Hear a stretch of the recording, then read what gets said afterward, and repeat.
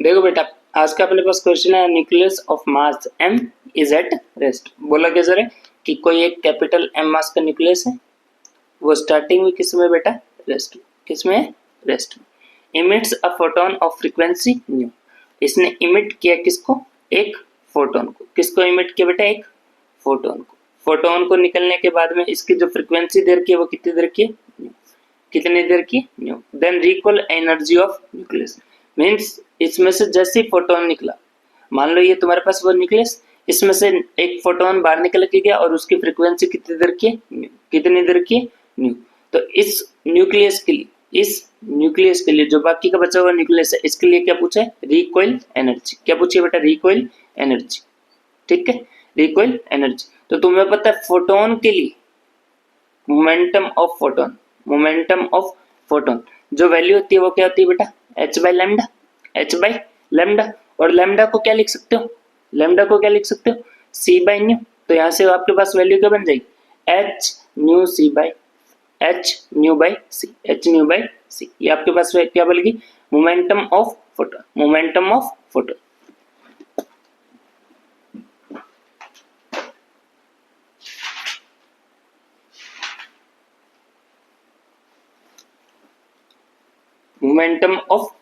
ठीक है बेटा, अब देखो आगे आपके पास वैल्यू क्या है? देखो एक न्यूक्लियस किस में था? रेस्ट में। उसने इमिट किया किसको? फोटोन को।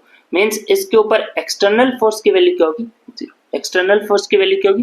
जीरो, क्योंकि फोटोन को रिलीज किया तो मींस अब उन्होंने कोई बाहर से उसके ऊपर फोर्स नहीं लगाया, इंटरनली वो फोटोन को क्या कर रहे हैं? रिलीज कर रहे हैं। मींस एक्सटर्नल फोर्स की वैल्यू क्या है? जीरो।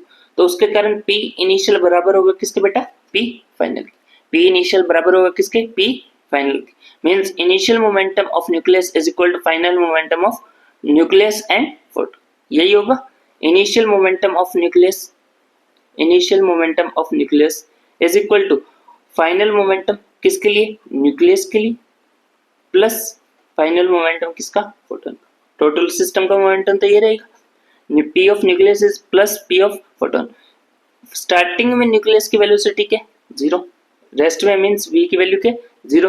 तो उसके कारण न्यूक्लियस का जो मोमेंटम हो गया वो टोटल मोमेंटम क्या हो गया? Zero. Is equal to p nucleus plus p of photon निकालिए कितना बेटा? h nu by c। यहाँ से आपको p न्यूक्लियस चाहिए तो p nucleus is equal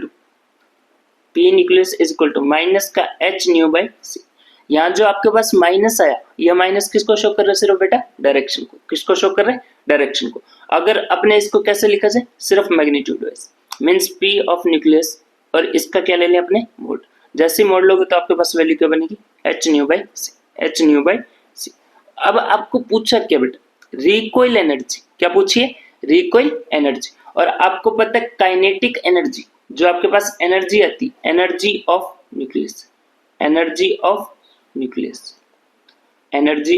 nucleus किसके बराबर होती है बेटा?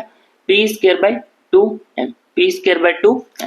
एनर्जी और मोमेंटम में रिलेशन क्या होता है बेटा? Energy is equal to p square by 2m। तो यहाँ से p की वैल्यू रखनी, आपको किसकी वैल्यू निकलनी है?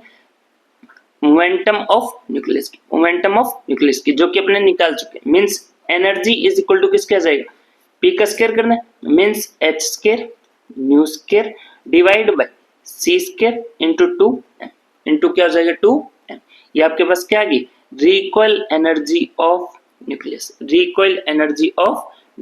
जो कि अपने को निकाल लेते। ठीक है बेटा, ये था अपना आज का क्वेश्चन। Thank you.